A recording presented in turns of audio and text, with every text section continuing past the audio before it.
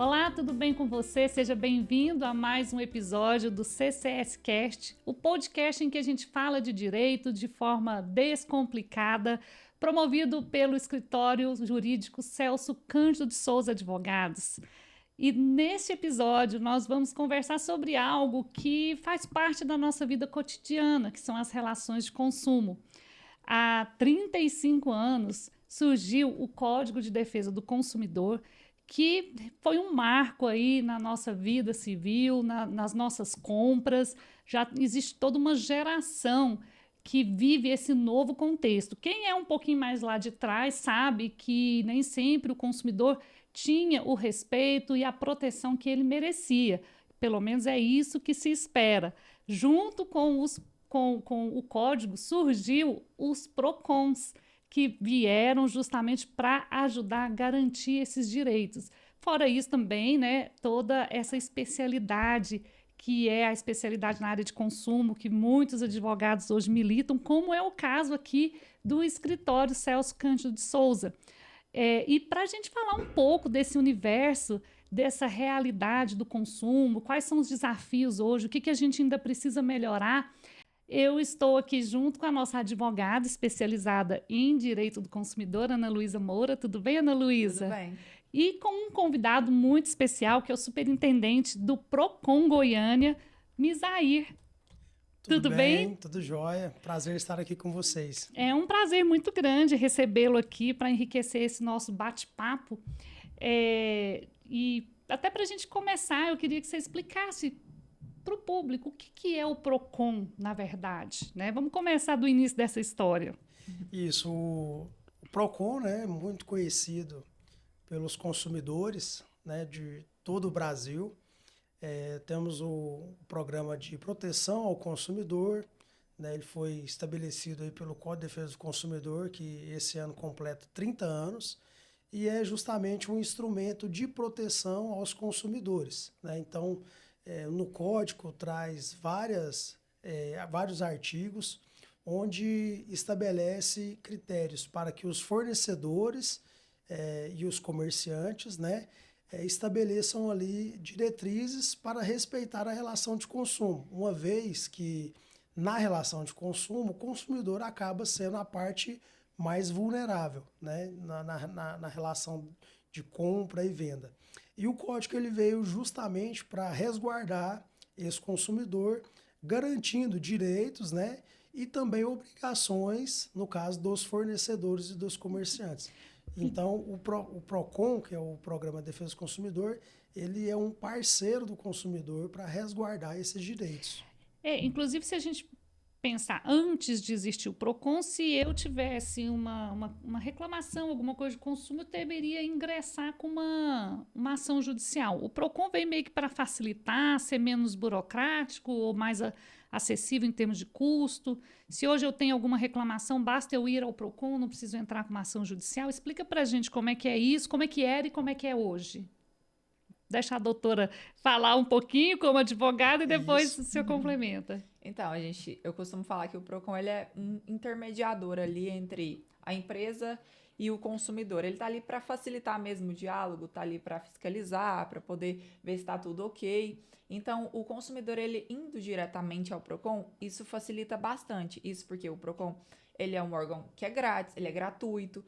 Ali você tem já a questão de entrar diretamente com um pedido administrativo, onde, olha, eu tentei por diversas vezes entrar em contato com a empresa e a empresa não me atende, ou por algum outro motivo eu não consigo entrar em contato, e o PROCON, ele tá ali intermediando para entrar em contato diretamente com a empresa e ver de fato o que está acontecendo, questionar e tudo. Então, essa facilidade hoje, ela é bem menos burocrática. Isso porque não precisa de, por exemplo, ele marcar uma consulta com um advogado, ele ter que ir no escritório, judicializar algo que poderia demorar anos, e muitas vezes ele já entra ali com um pedido administrativo rapidamente, coisa de 10 dias, já tem a resposta e já pode facilitar por ali mesmo, já faz um acordo e a vida segue. Então, isso é muito bom. Mas o que a doutora Ana Luísa colocou, e muito bem colocado, que o PROCON, na verdade, ele é um intermediador entre os comerciantes, né, as empresas, e o consumidor.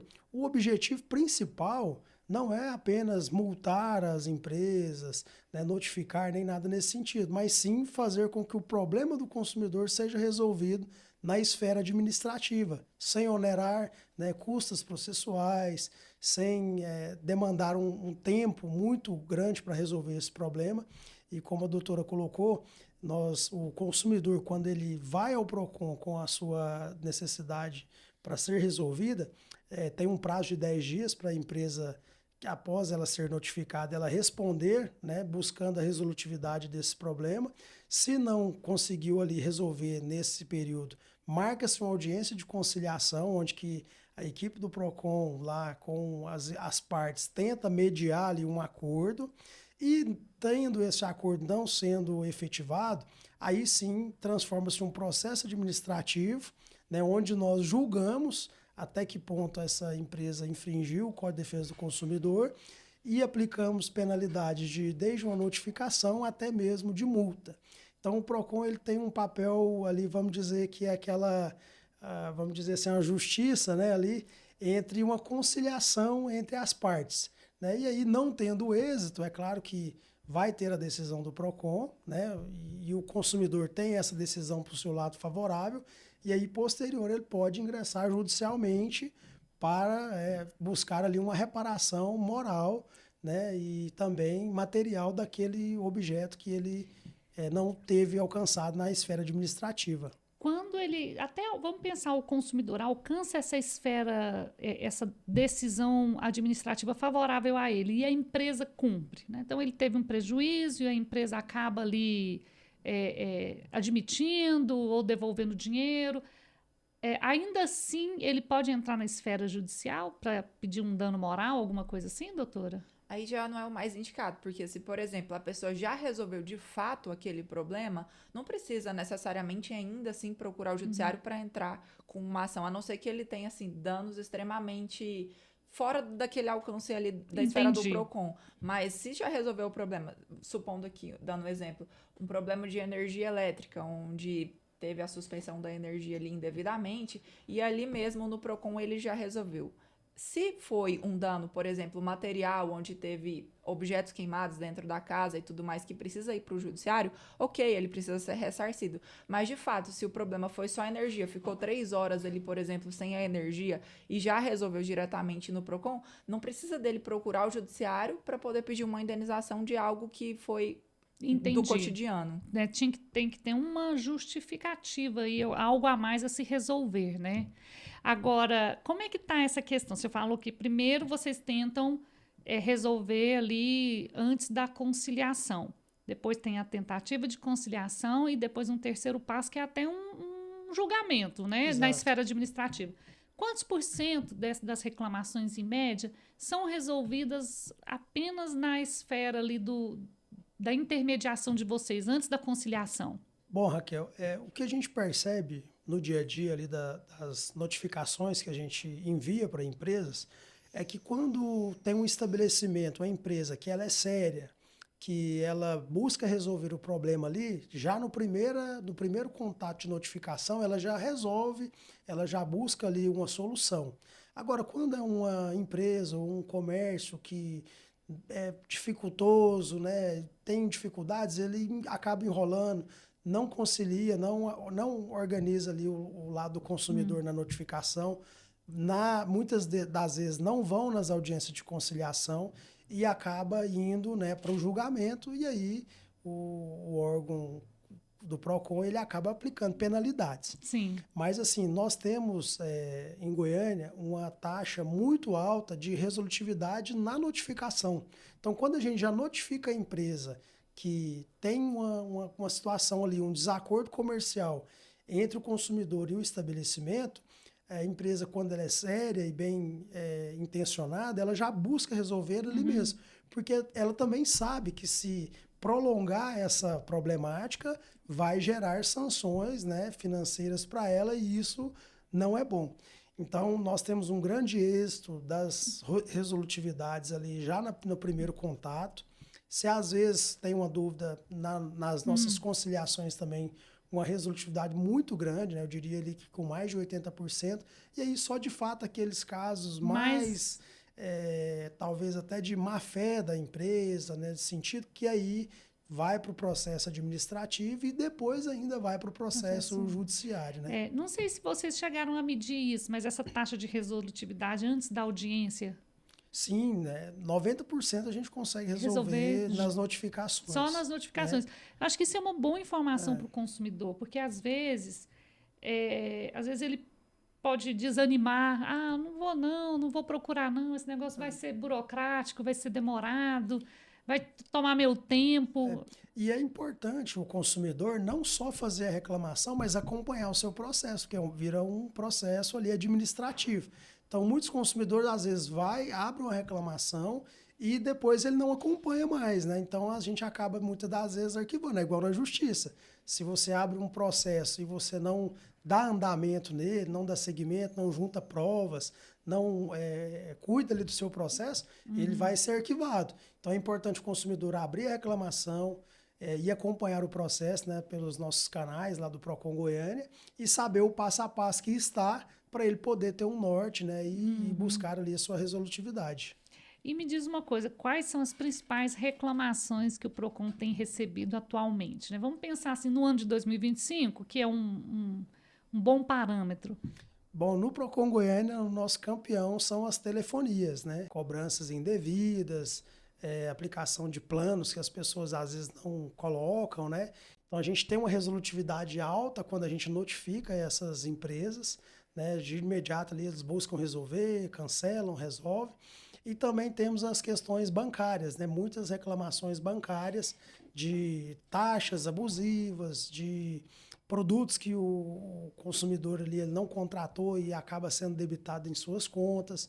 Então, acho que as duas grandes campeões de reclamações são as telefonias e os bancos, né? Mesmo com todo aquele regramento da Anatel, que já deu também, porque o Anatel criou seu canal também de reclamação especializado, né? Sim. Mesmo assim, esse pessoal continua dando trabalho. Eu acho que é até pelo volume, né? E pela quantidade. Todo mundo está conectado, né? Telefone e tudo. E também os grandes índices são os desacordos comerciais, né? Nas relações de consumo ali, de compra e de negociação. Às vezes acabam tendo desacordos comerciais e esses desacordos são levados aos PROCON. Acho que depois das telefonias e dos bancos, esses desacordos entre consumo e comércio, né? Questão de entrega de produto com vícios, né? Estragados e tudo. Entendi.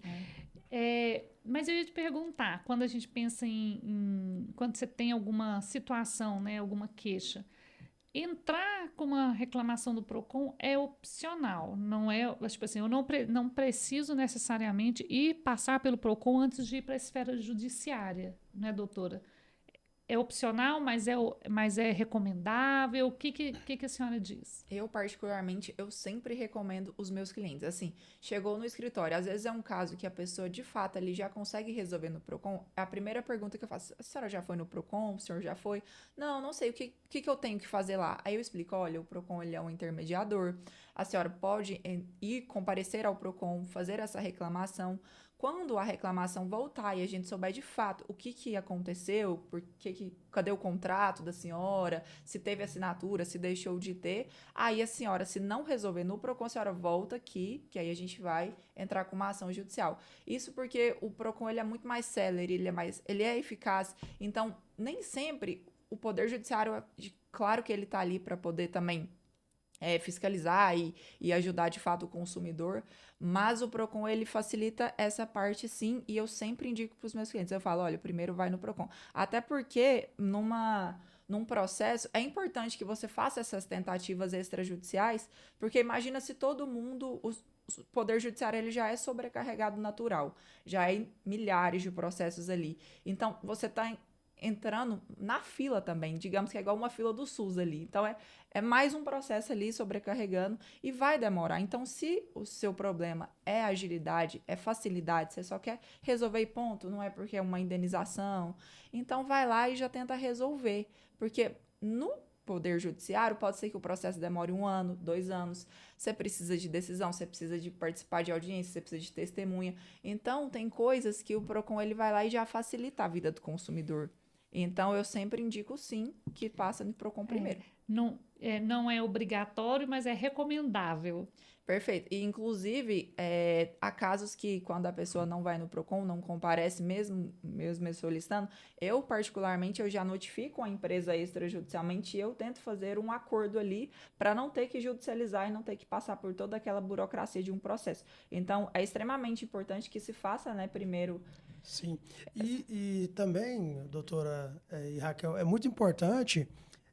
e aí, como advogada, a gente sabe o tanto que provas, né, documentos são importantes num Dentro processo. de um processo, né? Então, assim, a tentativa do consumidor de ir ao PROCON, de buscar uma resolutividade, né, ele acaba tendo ali uma materialidade para que o magistrado, na hora de uma decisão judicial, ele vai verificar ali, né, que o consumidor buscou resolver, né, notificou a empresa sabia que estava infringindo ali algumas situações do Código de Defesa do Consumidor e, mesmo assim, não resolveu. Insistiu em manter seu erro. Então, quando o magistrado vai dar essa sentença, tem um peso muito grande essa materialidade que o PROCON produz, de notificação, de audiência, né, de julgamento administrativo. E isso, para um processo e para uma decisão judicial, tem um peso muito grande. Exatamente. Inclusive, eu já tive assim, diversas sentenças onde o próprio magistrado ele analisa ali o processo e ele vê que o consumidor ele tentou por diversas vezes resolver o problema extrajudicial. Então, se a gente está falando de um problema de dano material, com todo o desgaste que o consumidor teve de ligar, de reclamar, de ir no PROCON, de não ter resposta, aí sim, inclusive, ele é pacífico de dano moral. Por quê? Porque aquele desgaste, ele traz um cansaço para o consumidor. A gente chama ali nem de teoria do desvio produtivo, onde o consumidor ele fica ligando, ele fica tentando, ele comparece pessoalmente, ele vai no PROCON. Então, isso gera dano moral. Então, é extremamente importante que se faça toda essa primeira etapa, porque aí sim, uma sentença é bem mais favorável para o consumidor. Dano moral, o PROCON não entra nessa esfera.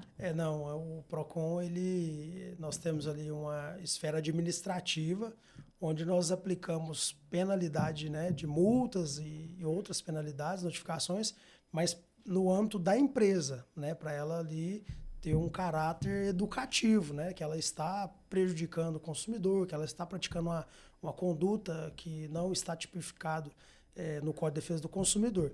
Agora, quando se trata de dano moral, aí no caso é a justiça, o magistrado, que vai estabelecer, né, o tamanho que foi ali esse dano moral. Certo.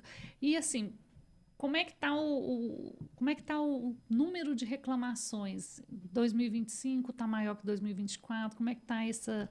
Bom, nessa nova gestão em Goiânia, nosso prefeito Sandro Mabel, nós mudamos a dinâmica de atendimento, né, do nosso órgão. Nós tínhamos um número muito pequeno pela estrutura que nós podemos ter pelo alcance. Então, nós triplicamos o número de atendimento, né, dando mais publicidade a isso. Né, a gente faz muita ação da publicidade, vai para os meios de comunicação, a imprensa é um grande parceiro do PROCON, nos ajuda muito a alertar os consumidores, aos consumidores lembrar que existe um órgão que protege, né, ele. Então, nós tínhamos ali aproximadamente 300 atendimentos, hoje nós estamos aí com mais de 1.000 atendimentos mês, né?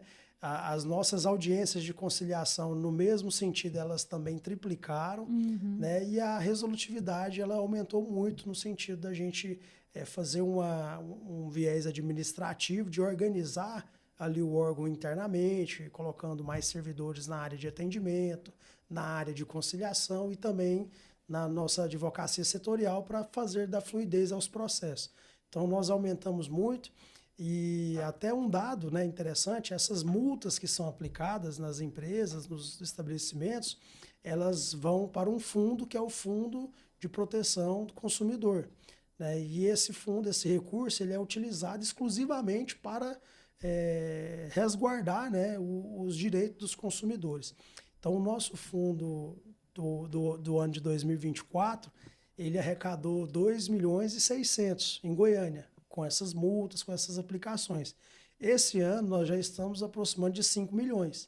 né? Então, assim, mas aí tem aquele viés. Você, mas vocês estão multando muito. Não, não é que nós estamos multando muito. Nós estamos fazendo mais atendimentos, né? Vocês estão atendendo uma demanda reprimida. Exatamente. Nós estamos atendendo mais pessoas, tentando mais conciliações, conseguindo mais conciliações, mas também estamos aplicando penalidades e multas naquelas que não têm, no caso, né, uma resolutividade ou até mesmo são infrações graves e gravíssimas. Então, assim, o fundo teve uma arrecadação, vamos dizer assim, que quase que dobrou, acho que até o final do ano, com os processos em andamento, a gente vai dobrar, mas não só no caráter punitivo, mas sim no volume de atendimento que a gente conseguiu melhorar para atender a população. E você acha que o consumidor hoje está mais consciente dos seus direitos?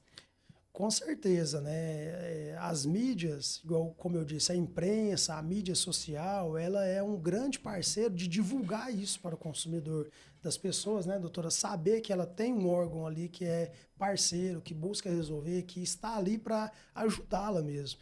Então, os meios de comunicação, isso a gente percebe quando a gente dá uma entrevista, participa de um podcast, divulga, né, nas redes sociais o volume de reclamação que a gente começa a receber das pessoas mostrando, não, eu tenho um problema, eu vou buscar o PROCON para me ajudar a resolver.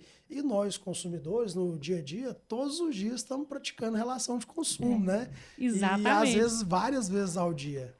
Agora, eu sei que o senhor, como superintendente, né, olha o macro, né? Você não entra ali em cada minúcia de processo, mas já teve algum processo, alguma reclamação que chegou ali que te chamou a atenção, fugiu assim do trivial? Assim, o que a gente mais percebe, alguns agora tá muito isso, né? São as questões de golpes, né? Golpes virtuais.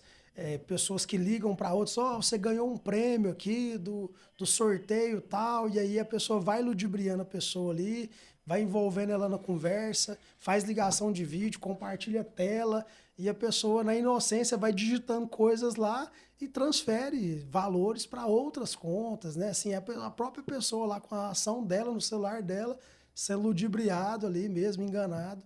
Então, a gente teve alguns casos lá, né, que a pessoa, nossa, mas eu comprei um prêmio lá, um sorteio, e não ganhei e tal, e me ligaram falando que eu tinha ganhado, e eu acabei transferindo 5 mil, 7 mil, 10 mil reais para outras contas na inocência de estar ali operando, né, o aparelho telefone. Então, assim, não é uma relação direta de consumo. Isso que eu ia te perguntar, né, mas acaba lá. Aparece lá pra gente, da pessoa achando que estava falando com a empresa que estava realizando o sorteio. E tem empresas sérias que têm documentação, tudo, que realizam esses sorteios, né, que são lá auditados, têm as suas autorizações para fazer, mas golpistas se passam por essas empresas para aplicar golpes. E aí, como é que o PROCON tem orientado? Porque quando não tem uma relação de consumo ali... Quando, nesses casos de golpe, a gente visualiza como uma questão mais criminal, né, na esfera Sim. criminal mesmo. Então, a gente orienta a pessoa a abrir, né, uma ocorrência na Polícia Civil, para que a Polícia Civil possa investigar e de fato, ali, né, tomar as providências de prender, né, de buscar resguardar esse recurso que foi subtraído para a pessoa novamente. A gente sabe que é muito difícil, depois que esse dinheiro cai nas contas aí dos golpistas, esse dinheiro ser revisto. Né? Mas é importante o quê? Ter esses dados para a polícia trabalhar e ajudar no combate, né? Dessas práticas criminosas, que já não tem uma relação de consumo, mas acaba chegando muitas das vezes no PROCON, porque lá quem vai principalmente buscando o PROCON são pessoas que conhecem já procurar para resolver por relação de consumo. Uhum. Né? E aí também entra a questão bancária. Né? O banco, que ele é o dominador ali das contas bancárias, ele também tem que ter sistemas de seguranças, né? Era isso que eu ia te perguntar. Tem que ter mais situações ali para resguardar aquele correntista, aquela pessoa que tem aquela conta. Mas a gente sabe que muitas das vezes é uma falha da própria pessoa de dar seus dados, né, de dar sua senha, seus acessos. Que eu ia perguntar justamente quando existe a fraude bancária, né, que eles usam essa engenharia social e a pessoa acaba ali caindo num golpe, mas juntamente com o banco ali, com os dados da conta bancária, às vezes manda um link, a pessoa clica e cai e acaba ali abrindo a sua conta, ou quando o celular da pessoa é roubado e ela e o golpista entra ali nos dados da pessoa, tem já até jeito do pessoal entrar no celular da gente De outro telefone. de outro né? telefone. Como é que fica perante o banco, né? Se a pessoa tem uma conta invadida, ela não deu a senha dela, ela tem uma conta invadida. Como é que fica a responsabilidade do banco? Como é que o Procon tem visto isso? Nesses casos específicos da pessoa, ela não compartilhou nenhuma senha, ela não compartilhou nem seus números de acesso, e ela simplesmente foi hackeada lá, o seu sistema e tudo, responsabilização é do banco, né? E ele que detém os mecanismos ali de proteção, de segurança aos dados dos seus clientes, né? Então, assim, essa já é uma responsabilização de fato do banco, e aí entra numa relação consumerista, porque o consumidor ele escolhe o banco que ele quer ter relação, ele paga ali suas taxas, daí ele tem uma relação comercial com o banco. Então, nesses casos, se enquadram. Em casos que são esses golpes, que a pessoa fornece essas senhas, infelizmente já não se enquadra na relação de consumo, né? E o banco tem como, pelo sistema de segurança, é porque eu fico pensando na hora de provar isso. Como é que você... porque a gente que é consumidor, a gente fala, tá, mas eu não dei minha senha, mas como que prova isso? O banco tem... o Procon pede para o banco emitir, não sei, um laudo, quem logou, como é que foi logado? Nas notificações, quando ocorre nesse sentido, a gente já recebe do banco uma preliminar ali do que a segurança do banco detectou, né? O que foi o histórico ali de acesso, o que aconteceu? A gente já recebe essas preliminares. Agora, um dado importante é que nessas fraudes, né, como a gente está colocando, ela já extrapola a esfera consumerista, né? Ela passa a ser uma questão mesmo judicial criminal, né, de investigação ali por parte da polícia. Entendi.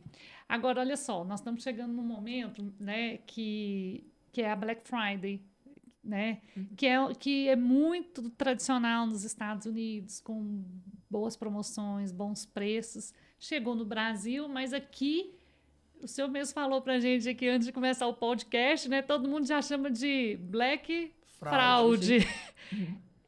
Como é que tá isso? Assim, muita fraude? O que é uma fraude na Black Friday? Vamos lá, vamos definir isso. Bom, o artigo 31 do Código de Defesa do Consumidor, ele deixa muito bem claro que a precificação, né, a descrição do produto, ela deve estar ali clara e objetiva.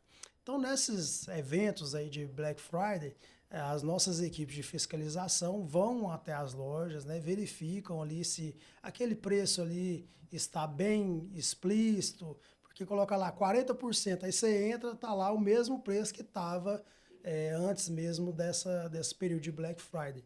E nós detectamos várias irregularidades, tanto na questão da precificação e também de propaganda enganosa, né? Porque principalmente nessa época de final de ano, muitos consumidores vêm deixando ali para comprar, talvez trocar uma geladeira, comprar uma televisão nova, né?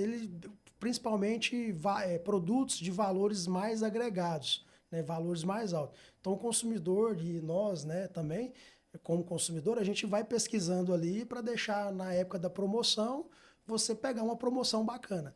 O que ocorre é que esses preços às vezes são praticados antes da Black Friday, e depois eles acabam aumentando um pouquinho esse preço e falam, agora está com promoção, mas na verdade era o mesmo preço que estava anteriormente. Então a gente tem detectado isso, a gente tem autuado empresas, né, vira processo administrativo, e alertar o consumidor, ficar atento, né, e denunciar para que nós possamos fiscalizar. E tem chegado muita denúncia? Tem muita denúncia. Igual essa semana mesmo fizemos essa ação da Black Friday, demos uma publicidade nos meios de imprensa, né, que, como eu disse, são grandes parceiros nossos, e aí com essas publicidades o consumidor vê e é uma enxurrada de denúncias mesmo, para que os nossos fiscais possam ir em loco e verificar, né, que está acontecendo. Que é a grande questão, é buscar o respeito, né, para o consumidor, né, doutora? Sim, sempre que chega um cliente lá e fala, doutora, mas aconteceu... eu vi esse valor aqui, mas na verdade, mês passado era o mesmo valor. Agora eles estão falando que tá com promoção. Eu falo, é sempre importante tirar foto, filmar, Se foi uma oferta, por exemplo, que você tem a opção de ver ali na internet, então tira um print, vê por e-mail para poder depois ir até o Procon e para fazer essa fiscalização, porque você tem que ter essas provas para demonstrar que de fato aquela empresa ela tá meio que burlando os valores ali, para não cair numa fraude. Alguma recomendação especial aí para essa nova campanha, para essa campanha que está chegando, né? Alguma dica que o senhor deixa para quem está aí pensando em comprar? Eu acho que todas as compras, né, toda a relação de consumo, é igual a gente falou aqui anteriormente, se você realmente precisa de ter aquele bem ou aquele produto, né? E aí também entra no aspecto de endividamento. A gente percebe que a gente tem aumentado o número de endividamento dos consumidores, né, com o nome SPC, Serasa, negativados. E isso, muitas das vezes, ele se dá por compras impulsivas que o consumidor não precisa, mas acaba comprando na emoção. Então, a primeira dica, se você realmente precisa daquele produto, se realmente que lá vai ser importante para você, vai fazer falta, espera 3 dias, dá uma analisada ali, e se daqueles 3 dias realmente você precisar, faça a compra. E na hora de você fazer a compra, pesquise. Né? Hoje é muito fácil você entrar na internet, dar um Google lá, pesquisa, joga o modelo do produto que você está pesquisando, pesquisa na internet, pesquisa em outras lojas, né? E a pesquisa ela é o ponto-chave para o consumidor poder economizar. Nós temos um departamento no Procon que chama Cálculos e Pesquisa. Então, que é muito importante, eu ia até te perguntar sobre isso, né? Vocês estão sempre ajudando a população. Exato, nós temos lá, eu acho que fixas, são mais de 30 pesquisas anuais, que aí entra Dia das Mães, final de ano, essas datas comemorativas onde as pessoas compram e consomem mais. Então nós fazemos pesquisa ali onde a gente sempre demonstra variações altas de preços de uma loja para outra, né? E também temos os itens da cesta básica que nós soltamos todo mês e mostra também uma diferença sempre alta de um mercado, de um estabelecimento para outro. Então, a pesquisa ele é um parceiro do consumidor para economizar. Onde a gente pode acessar essas pesquisas do Procon? Bom, no Procon Goiânia, a gente divulga além do nosso Instagram, né? Vou pedir para até a edição colocar aí o Instagram do Procon Goiânia. Pode já falar, para a gente já deixar para quem estiver ouvindo e depois nós vamos digitar. Procon Goiânia, né? Tá lá o nosso perfil no Instagram. E temos também o site da prefeitura, onde a gente tem um link de notícias que a gente, quando sobe essas pesquisas no nosso Instagram, a gente sobe ela completa lá no site da prefeitura, prefeituragov.com. É goiania.gov.br/Procon. Exato. Procon Goiânia ou Procon? Goiânia. /Procon Goiânia. Isso, vai estar lá todas as nossas pesquisas, nossas matérias, nossas fiscalizações, né? E no Instagram, que é um canal muito, muito mais fácil, mais prático também. Daqui uns dias você tem que estar no TikTok também. Pois é, o TikTok tá invadindo, tá crescendo. Vamos expandir, a gente tem que ir adaptando, né? Eu lembro que antigamente era o Orkut, aí passou o Facebook, agora é Instagram e agora o TikTok. Teve a época do Snap, né? Verdade.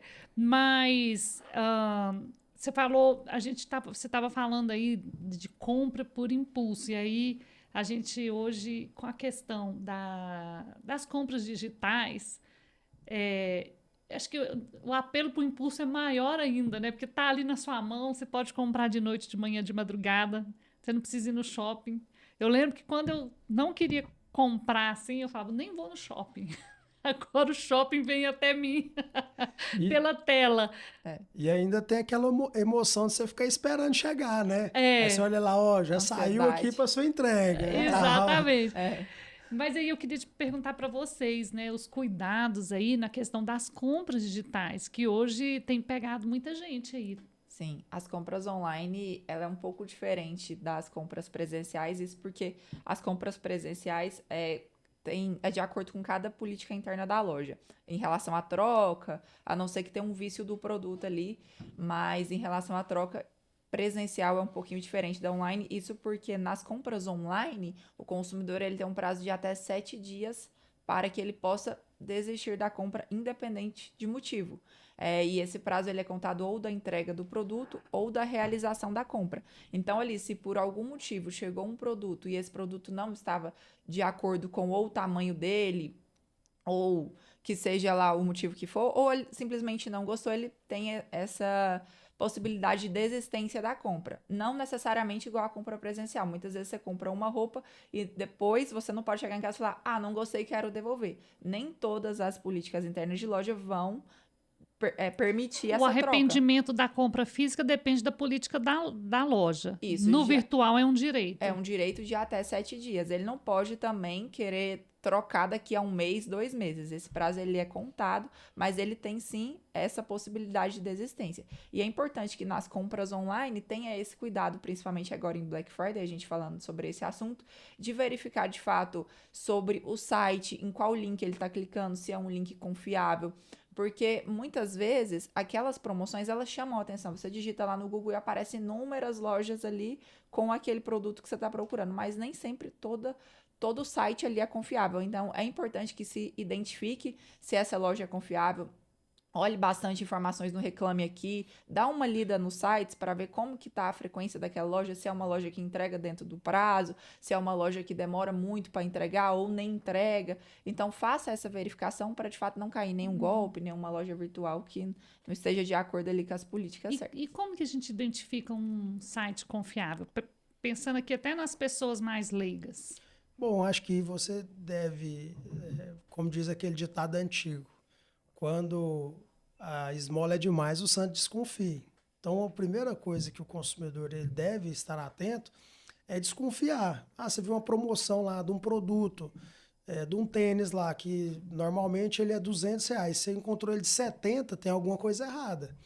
Ou ele é um tênis falso, ou ele não tem uma qualidade adequada, ou aquela loja ali ela é uma loja falsa, né? Então, assim, você olhar esses indicativos de golpe, de fraude e desconfiar. Acho que o fator principal é o consumidor desconfiar, né, de muitas promoções, muitas ofertas, o quanto está uma facilidade grande demais.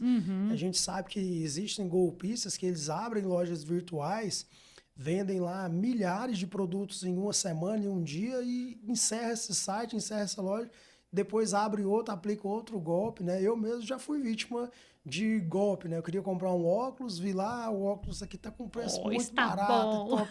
Você vai lá, compra, nunca chegou, mas você pagou, né? Debitou por Pix, ou debitou no seu cartão, enfim.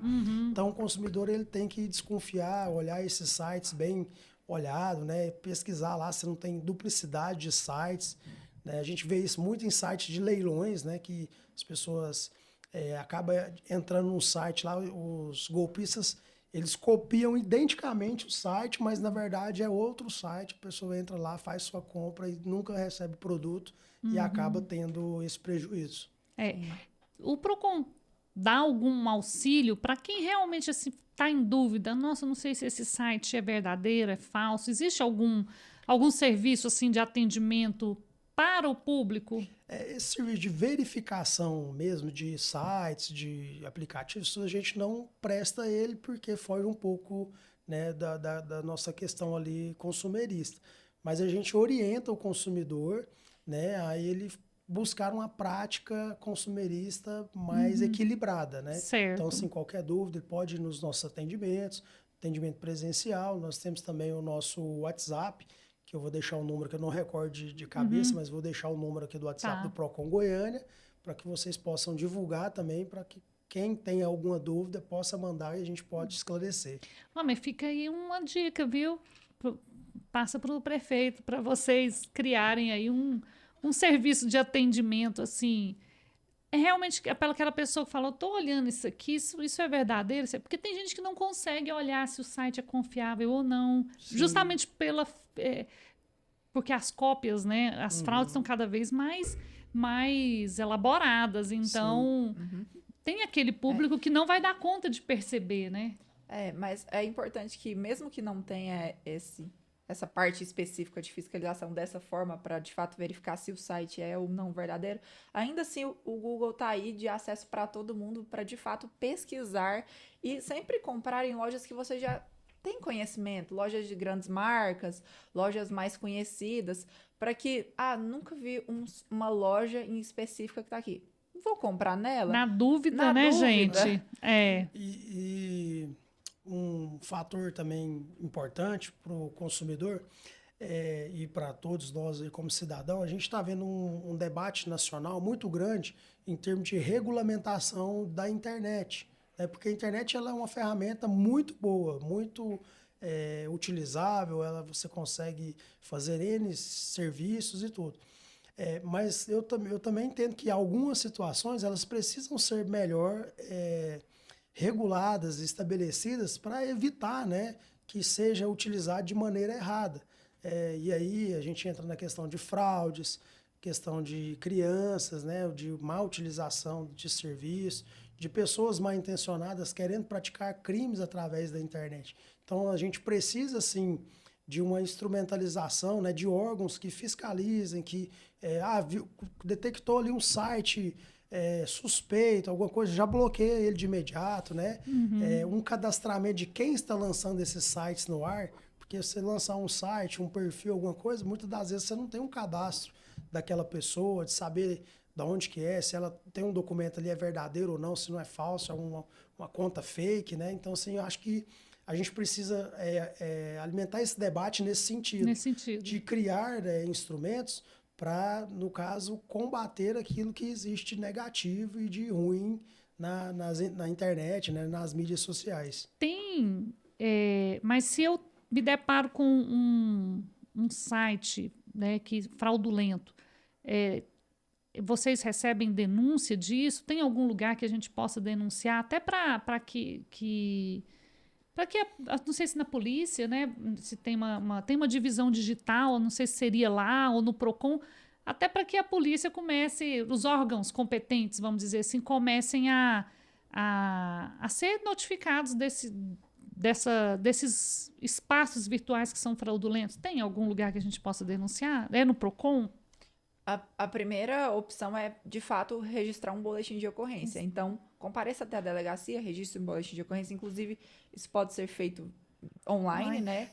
E aí, de fato, investigue, depois veja com a polícia qual que é o melhor andamento, para onde deve seguir, e ainda assim, né? Porque eu digo assim, mesmo que eu não tenha caído num golpe, mas eu vi, poxa, isso aqui, é fraudulento, até para que novas pessoas não caiam. Em Goiás, nós temos uma especializada, né, que é a Delegacia de Crimes Cibernéticos. Então, assim, lá na delegacia, eles têm uma estrutura para coibir, né, essas práticas delituosas aí no âmbito da internet. Então, acho que é denunciar, né, abrir essa reclamação, porque já passa a ser uma esfera criminal. Não, né? É importante, então, né? É importante que a Delegacia de Repressão a Crimes Cibernéticos ela tenha essas informações para que ela possa, né, fazer as apurações devidas. Entendi. Comece as investigações.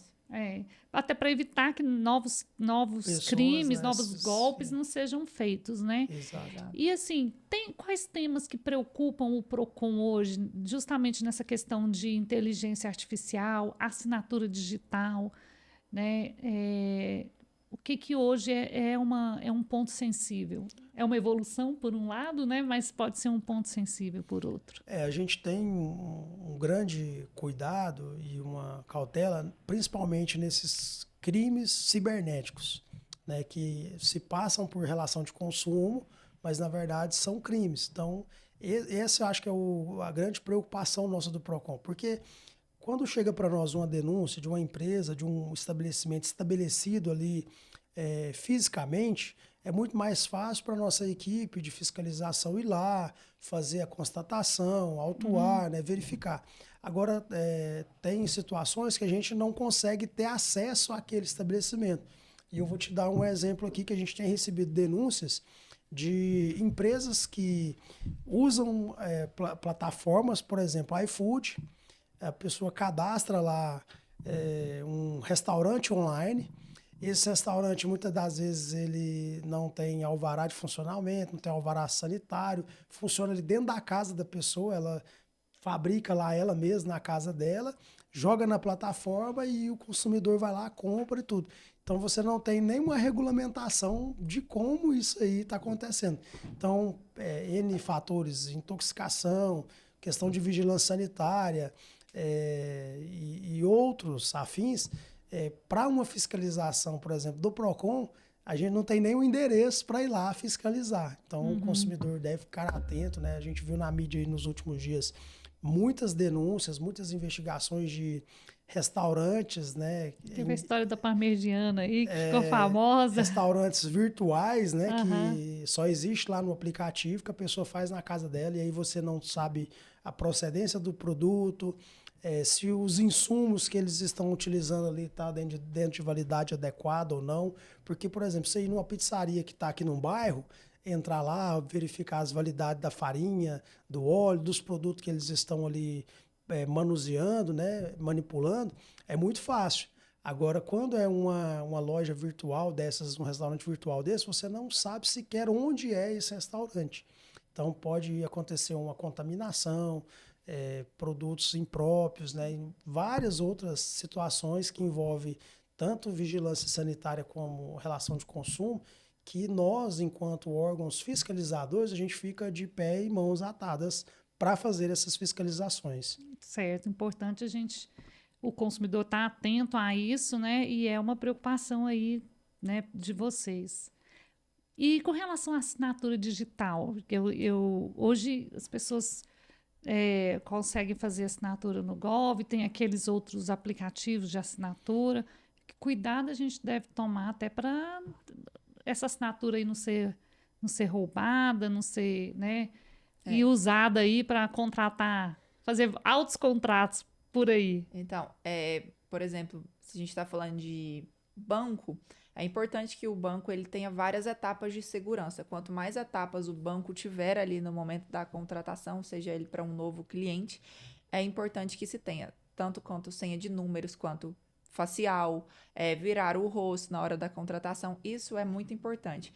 Já teve um caso recente lá no escritório que simplesmente chegou um empréstimo no nome da pessoa e começou a chegar os boletos, ele falou assim, mas eu não fiz nenhum empréstimo, o que aconteceu? E aí a gente falou para o cliente, compareça ao PROCON para ele entrar em contato com a instituição financeira para a gente entender o que aconteceu. Você está falando que não teve nenhum empréstimo, mas vamos escutar a parte do banco para ver.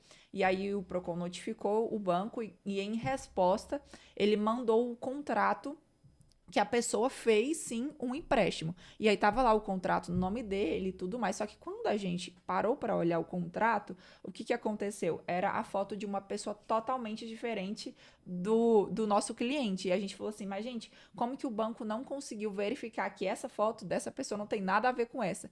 Então foi ali que a gente entrou com uma ação, pedindo a indenização e tudo, porque o banco ele não constatou que, por exemplo, um era loiro e o outro era ruivo. Então, o que uma pessoa tem a ver com a outra? E ainda assim, o banco aceitou aquele contrato.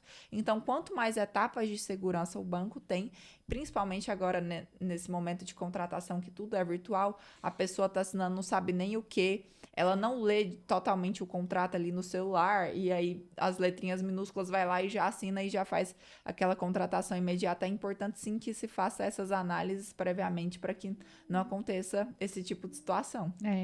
Gente, a nossa conversa aqui, se deixar, vai. Eu mesma já tinha outras perguntas, mas nosso tempo urge, né? Temos que encerrar. Bom que já fica o convite para o senhor voltar, né? Muito obrigado, eu agradeço, estou à disposição, né? Sempre que a gente for convidado, a gente vai organizar lá para estar vindo aqui bater um papo com vocês. Temos, um assunto que não se esgota, né? Porque, como você falou, está no nosso dia a dia e são N situações que surgem. Então, desde já, sinta-se já está convidado para um retorno. Obrigado, eu agradeço. E aí, deixo aqui os microfones abertos para as considerações finais. Bom, quero agradecer, né, em nome do PROCON Goiânia, trazer aqui também um abraço do nosso prefeito, Sandro Mabel, que está fazendo um bom trabalho lá em Goiânia, organizando ali a nossa cidade. Trago o abraço dele, colocando à disposição, né, do CCS, que é de escritório de advocacia, e do CCS Cash.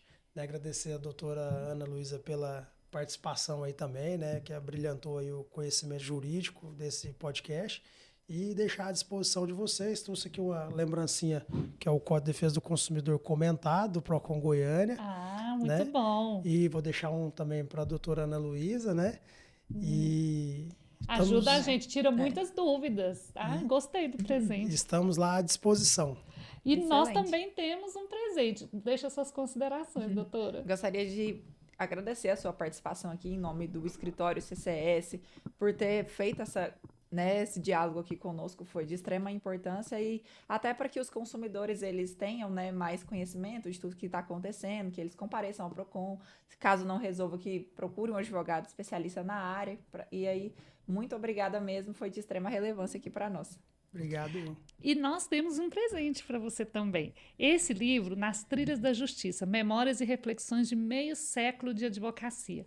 O escritório Celso Cândido de Souza Advogados já tem 50 anos. Esse ano está fazendo 51. Olha aí. Uma boa ideia, não vamos perder. Mas, ano passado, quando fez 50 anos, o time de advogados resgataram as memórias dos bastidores, né, do escritório. E escreveram contos reais, né, de diversas situações. Inclusive, tem de relações de consumo aqui. Olha aí. E a gente quer te presentear. Obrigado, muito obrigado. Com certeza vai ser aí mais um que a gente vai estar lendo aí de capa a capa. Tá certo. Gente, nós vamos ficar por aqui. Se você ficou com alguma dúvida, deixa nos comentários que a gente vai procurar responder. Se você gostou, acha que esse conteúdo fez sentido para você, curta, compartilhe com quem você acha que precisa, né, ouvir essas informações e continue com a gente, porque teremos novos episódios com muito mais conhecimento e mais esclarecimentos do mundo jurídico para você. Até mais!